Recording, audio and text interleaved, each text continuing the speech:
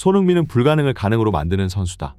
그 어떤 패스가 와도 반드시 유효 슈팅까지 연결한다. 자고로 슈팅이란 건 미리 사전 준비가 있어야만 정확한 후속 동작이 가능한 법이다. 하지만 소니의 말도 안 되는 발목 힘은 어떤 자세 어떤 위치에서든 날카로운 슈팅이 가능하게 한다. 특히 양발을 자유자재로 사용할 수 있다는 게 놀랍다. 전 세계에서 손흥민만큼 위치를 가리지 않는 선수는 없을 것이다.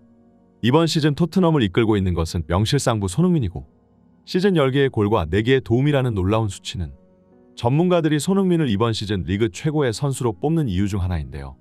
게다가 모하메드 살라나 홀란드 같은 선수들은 유럽 최고의 스쿼드와 함께 뛰면서 수준급 선수들의 지원을 받지만 손흥민은 사실상 혼자서의 힘으로 현재 토트넘의 돌풍을 이끌고 있다는 것은 큰 차이점입니다. 하지만 물론 토트넘에도 이번 시즌 뛰어난 활약을 펼치고 있는 동료들이 있고 저번 시즌 콘테 시절과 비교하면 그때보다 스쿼드의 퀄리티가 확연히 올라간 것은 사실입니다.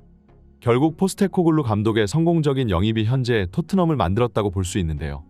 메디슨은 이번 여름 이적 시장 맨시티가 노리고 있던 선수였으나 맨시티는 이제는 레알 마드리드로 향한 벨링엄에게 한눈 팔리며 영입 의사를 소극적으로 내비쳤고 토트넘은 재빨리 메디슨을 채우면서 고작 4천만 파운드의 리그 수준급 미드필더 영입을 성공시켰습니다. 메디슨은 이적 직후 곧바로 프리미어 리그 이달의 선수상을 탔을 정도이니 이번 시즌 가장 성공적인 영입이라 해도 과언이 아닌데요. 특히 최전방 메디슨과 손흥민의 콤비는 시즌 초 토트넘이 수많은 승점을 쓸어담을 수 있던 가장 큰 이유 중 하나였고 메디슨은 케인 이후 손흥민의 가장 든든한 조력자라는 평을 들었을 정도입니다. 하지만 여전히 최전방에서 이 두 명이 활약해줘도 다이어가 버티고 있는 토트넘 후방 수비 라인은 불안하기 짝이 없었고 결국 토트넘은 추가적으로 센터백을 데려올 수밖에 없었는데요. 하지만 여기서 토트넘의 수비수 영입이 초대박을 치고야 말았습니다. 반더벤은 분데스리가 시절부터 이름을 날리고 있는 초대형 유망주였고 많은 빅클럽들이 반더벤에게 관심을 보였었지만 대부분 한두 시즌 더 성장 추이를 지켜본 뒤 데려오고자 했고 토트넘은 반더벤의 재능에 확신을 가지고 있었기 때문에 이번 여름 그 누구보다 빠르게 이적을 추진하여 분데스 최고의 센터백 유망주 영입에 성공했습니다. 이제 토트넘에는 로메로와 반더벤이라는 유럽 최고의 센터백 라인이 생겼고 평균적으로 가장 뛰어난 신체 능력을 보유하고 있는 대회인 프리미어 리그에서도 반더벤은 피지컬로 밀리는 법이 없었고 어마어마한 스피드로 공격수들을 전부 잡아먹으며 리그 최고의 센터백으로 등극했습니다. 메디슨과 로메로, 손흥민과 반더벤이 모두 경기에 함께 뛰고 있을 때 토트넘은 리그에서 엄청난 돌풍을 일으키고 있었고 그 누구도 이들의 연승행진을 저지 못하는 듯이 보였는데요. 그러나 첼시전 로메로의 다이렉트 퇴장 이후로 토트넘은 급격히 흔들리기 시작했고 반더벤과 메디슨이 연이어 부상을 당하며 결국 이번에도 최전방에서 손흥민은 외로운 싸움을 펼칠 수밖에 없었습니다. 5경기 동안 승리가 하나도 없었던 토트넘은 위기에 빠졌었지만 포스테코글루 감독은 손흥민의 포지션을 수정하면서 이 위기를 탈출했고 손흥민은 측면 윙어로서 다시 맹활약을 펼치며 토트넘의 2연승을 이끌었습니다. 중앙과 측면을 가리지 않고 어느 위치에서든 월드 클래스 활약을 보여주는 손흥민도 대단하지만 최근 구춘일도 마다하지 않으면서 손흥민의 조력자 역할을 훌륭해낸 선수들이 있었기 때문에 토트넘의 연승행진이 가능했던 것인데요.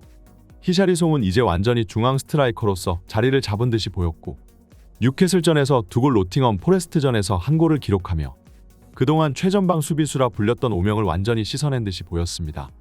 특히나 히샬리송이 수비수들을 끌어들이며 손흥민이 넓게 열린 공간으로 침투해 들어가 상대 박스를 타격하는 토트넘의 이 공격 패턴은 엄청난 효과를 발휘하고 있으며 히샬리송과 손흥민의 조합은 손캐듀오 이후 최고의 콤비라고 불리고 있는 상황인데요. 특히나 히샬리송은 지난 몇 시즌간 토트넘에서 힘든 시기를 보내왔었기 때문에 최근 자신의 경기력이 본인 스스로도 감격스러울 수밖에 없었고 히샬리송은 자신에게 찾아온 이 기회를 놓치지 않기 위해 최전방에서 입에서 단내가 날 정도로 미칠 듯이 뛰어다니고 있으니 이제 히샬리송은 토트넘 최고의 비호감 선수에서 이제는 최고의 호감 선수로 바뀌었다고 해도 과언이 아닙니다. 그리고 이처럼 이번 시즌 팬들의 평가가 완전히 뒤바뀐 선수가 한 명 또 있는데요. 그것이 바로 오른쪽 풀백인 페드로 포로죠. 페드로 포로는 포르투갈 리가에서 엄청난 공격력으로 차세대 알베스라는 소리를 들어왔고 토트넘은 포로에게 거액의 이적료를 베팅하며 영입을 성사시켰습니다. 그리고 세간의 평가 그대로 포로의 공격력은 굉장히 뛰어났는데요. 기본적으로 훌륭한 킥의 구질을 가지고 있으며 드리블과 개인기에 있어서도 윙어들과 비교해도 꿀리지 않을 정도이고 날카로운 오프더볼 움직임은 상대 수비수들의 시야를 벗어나 수많은 공격 찬스를 만들어냈습니다. 하지만 이런 포로에게도 결국 치명적인 약점이 있었습니다. 바로 수비력이 엄청나게 약하다는 건데요. 상대를 찍어 누르는 포르투갈 리그 스포르팅에서 뛸 때는 포로가 상대적으로 수비할 일이 적었기 때문에 이 사실이 잘 드러나지 않았으나 프리미어 리그에는 토트넘보다 더 위에 있는 빅클럽들이 존재하고 포스테코글루 감독이 부임하며 이제는 팀이 공격적인 축구를 구사하게 되었으나 기본적으로 지난 몇 년간 토트넘을 상징하는 축구는 선수비 후 역습이었습니다. 포로는 수비수치고 키가 큰 편도 몸싸움이 뛰어난 편도 아니었으며 결국 신체적으로 가장 뛰어난 대회라 평가받는 프리미어 리그에서 상대 공격수들과의 힘겨루기에서 밀리는 것은 당연지사였는데요. 그렇기 때문에 전 시즌 포로는 나름 주전 멤버로서 많은 경기를 출장했으나 매 경기 포로의 위치에서 실점이 발생하기 때문에 팬들의 여론은 좋지 못했고 시즌이 끝난 뒤에는 아예 실패한 영입으로 평가받았을 정도입니다. 하지만 포로는 이번 시즌 기량적으로 가장 많은 발전을 이루어낸 선수들 중 하나인데요. 포로는 현재까지 리그에서 5개의 어시스트를 기록하고 있으며 이는 수비수 중 최고 수치라고 볼 수 있습니다. 게다가 토트넘이 이제 과거처럼 3백을 사용하는 것도 아니고 포로는 이제 포백의 우측 수비수로 뛰고 있기 때문에 예전보다 공격할 기회는 줄어들고 수비할 기회는 더욱 늘어난 상황이었지만 포로는 적재적소에 침투해 들어가며 토트넘의 몇 없는 공격 기회를 살리기도 했고 특히 뛰어난 구질의 크로스로 토트넘 선수들에게 수많은 찬스를 만들어줬는데요. 하지만 역시나 이번 시즌 포로가 가장 달라진 부분은 바로 수비력이었습니다. 그동안 사실상 허수아비나 다름없다고 평가받았던 포로의 수비력이 이번 시즌 180도 달라지며 프리미어 리그의 공격수들을 훌륭히 막아내고 있는 거인데요. 물론 이는 로메로와 반더벤이 수비 커버 범위가 넓기 때문에 포로가 그 수혜를 입고 있는 것이 아니냐는 분석들도 있기는 했지만 이 두 명이 퇴장과 징계로 동시에 팀에서 빠지며 토트넘 수비 라인에 재앙이 닥쳤을 때 오히려 훌륭한 수비력으로 상대의 공격들을 막아선 건 포로였습니다. 포로는 현재까지 가장 유력한 리그 베스트 후보로 꼽히고 있는 상황인데요. 이처럼 토트넘에는 최근 위기가 닥쳤으나 히샬리송의 부활 그리고 포로가 리그 최고의 수비수로 올라서면서 어떻게든 또 버텨낼 수 있었고 이제 조만간 반더벤과 메디슨이 부상해서 복귀하기 때문에 모든 정예 멤버가 완벽히 갖춰짐과 동시에 추가로 히샬리송과 포로의 기량 상승까지 얻어낸 토트넘은 이제 앞으로 쭉쭉 치고 올라갈 일만 남았다는 게 전문가들의 반응인데요. 손흥민은 여전히 측면에서 최고의 퍼포먼스를 보이고 있고 비록 최근 상대 수비수들의 거친 파울과 견제로 인해 공격 포인트를 기록하지는 못했으나 이제 일주일이 넘는 휴식 기간을 가진 손흥민은 최고의 컨디션으로 다음 에버튼전에 복귀하게 될 텐데요.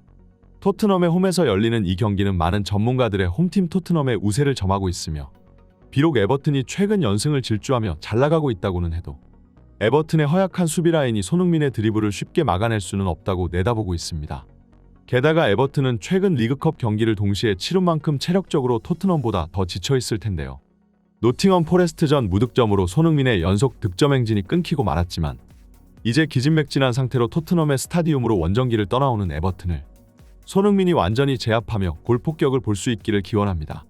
오늘의 영상은 여기까지입니다. 지금까지 풋볼 랭킹이었습니다. 구독과 좋아요는 제작자에게 많은 도움이 됩니다.